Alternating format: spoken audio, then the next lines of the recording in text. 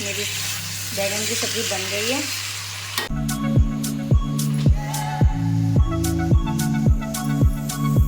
आ गई हूँ और आप टाइम देख सकते हैं क्या टाइम हुआ है। टाइम हो रहा है इस time 10:05। Hello friends, Radhe Radhe, स्वागत है आपका मेरे न्यू ब्लॉग में। आई होप आप सब अच्छे होंगे और आप लोगों के आशीर्वाद से और भगवान की कृपा से मैं भी बहुत अच्छी हूँ। तो हस्बैंड अभी लेकर आए हैं बैंगन, तो मैं आज फ्रेंड्स बनाऊंगी बैंगन की सब्जी। ये रहे बैंगन, साथ ही साथ बनाऊंगी मैं चावल के आटे की रोटी।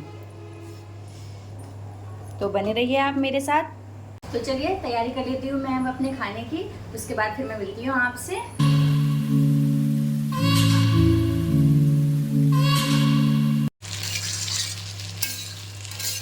तो यहाँ पे फ्रेंड्स मेरी बैंगन की सब्ज़ी बन गई है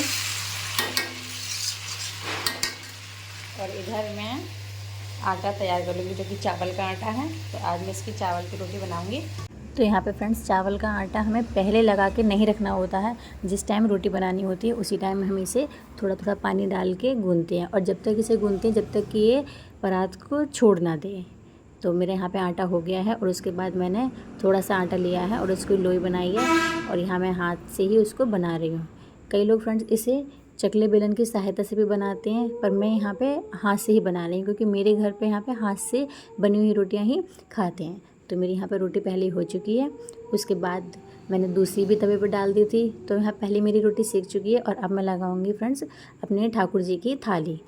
तो भगवान जी की थाली में फ्रेंड्स मेरे घर में मैं जो भी बनाती हूँ उसका भोग लगाती हूँ। बस मैं बिना प्याज लहसुन के खाने का ही भोग लगाती हूँ। तो यहाँ पे बैंगन में मैंने आज प्याज लहसुन नहीं डाली थी, तो भगवान का भोग मैंने लगाया यहाँ पे। तो मैं अब चलती हूँ भगवान का भोग लगाने के लिए। लगा लिए और अब मैं उनका भोग लगा के आऊँगी। तो जैसे ही फ्रेंड्स मैं यहाँ रसोई में से निकली, वैसे ही देखो पीछे बंस आ गया है और वो तवे पर रोटी से छेड़खानी करने लगा है। और इसे बिल्कुल भी ये डर नहीं है कि मैं जलूँगा या क्या होगा। गैस को बार बार तेज़ कर रहा है और तवे पे ही रोटी सेक रहा है। तो इसे फ्रेंड्स यहाँ पे ये नहीं पता था कि यहाँ पे कैमरा लगा हुआ है या ऑन है। तो ये अपनी मस्ती में ही लगा पड़ा है। और जैसे ही इसने कैमरे की तरफ देखा तो इसका एक्सप्रेशन देखो आप क्या हुआ।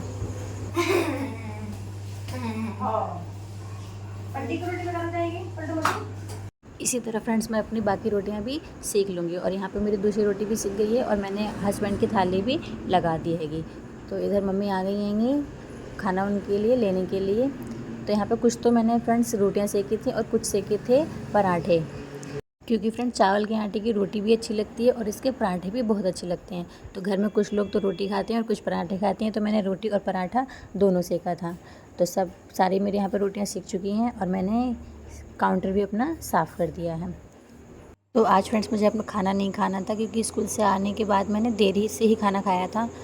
तो फिर मैंने इतने बर्तन साफ़ कर दिए। तो यहाँ पे मैं अपने बर्तन साफ़ करने लगी हूँ।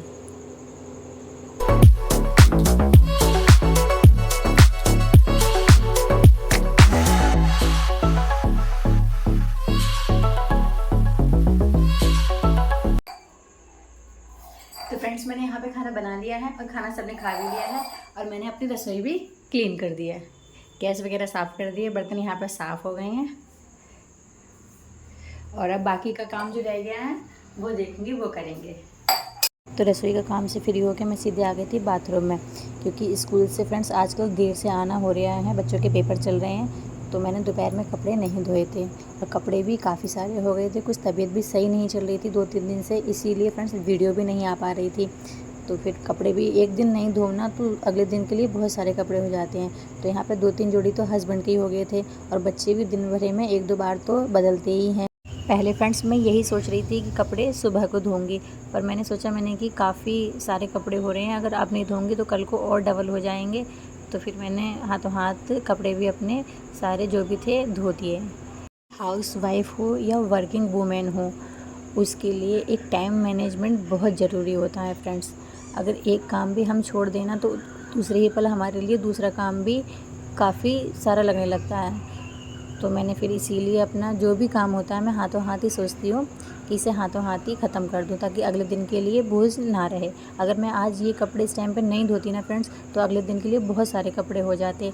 तो इसीलिए मुझे ये काम अभी करना पड़ा। तो मैं यहाँ पे अपने कपड़े भी धो रही हूँ।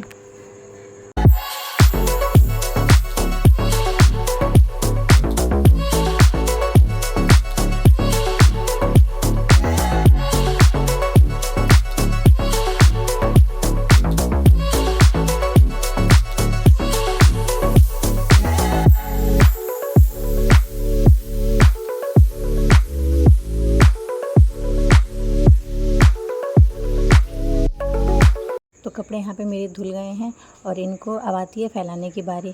तो जो छोटे कपड़े थे वंश के और जो शर्ट थी वो मैंने इधर ही फैला दी थी, और जो जीन्स वगैरह थी, पैंटें वगैरह थी, तौलिया वगैरह थी बच्चों की, वो मैं दूसरी तरफ फैला के आई थी क्योंकि इधर इतनी जगह नहीं थी।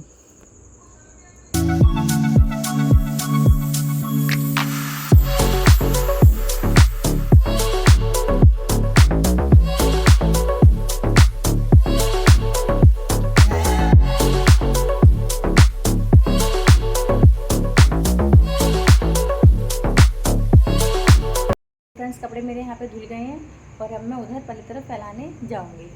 तो मिलती हूँ आपसे कपड़े फैलाने के बाद, और फिर मैं आपको टाइम बताऊँगी कि क्या टाइम हुआ है, किस टाइम मैं फ्री हुई हूँ कपड़े धोने से। तो फ्रेंड्स मैं यहाँ पे कपड़े फैला के आ गई हूँ और आप टाइम भी देख सकते हैं क्या टाइम हुआ है। 10 बज चुके हैंगे। उसके बाद फ्रेंड्स कुछ साड़ियाँ थी मैंने जो स्कूल पहन के जाने के लिए निकाल के रखी थी, तो उनकी तह बना के मैं हैंगर में लगा के उन्हें अलमारी में रख रही थी ताकि मुझे ढूंढने की ज़रूरत ना पड़े। जब सुबह सुबह के लिए बहुत जल्दी रहती है तो इसीलिए मैंने जो भी साड़ी थी उनके पेटीकोट और ब्लाउज उनके साथ ही लगा कर रख दिए थे। यहाँ पे एक बात फ्रेंड्स मैं और कहना चाहूँगी कि महिलाओं के लिए ना ज़िंदगी में कभी भी आराम नहीं बताया है। वो जितना काम करें उतना उनके लिए कम है, और उनकी इस समर्पण के लिए ना बहुत कम ही लोग समझते हैं।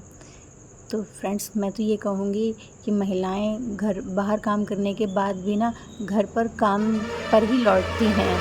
अगर आप लोग मेरी इस बात से सहमत हैं तो एक बार मुझे कमेंट करके ज़रूर बताएं।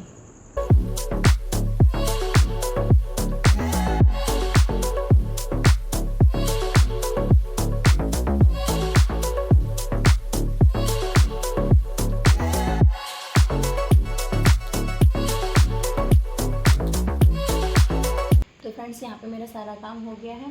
मैंने अपनी साड़ियों की तह बना के भी रख दी है और कपड़े भी जो धोए थे वो फैला दिए हैं। तो मिलती हूँ मैं आपसे नेक्स्ट ब्लॉग में। अगर मेरी वीडियो आपको ज़रा से भी अच्छी लगे तो एक लाइक ज़रूर कर दिया करें, और पहली बार मेरे चैनल पे आएँ तो मेरे चैनल को सब्सक्राइब कर लें। मिलती हूँ आपसे नेक्स्ट ब्लॉग में, तब तक के लिए बाय बाय, राधे राधे।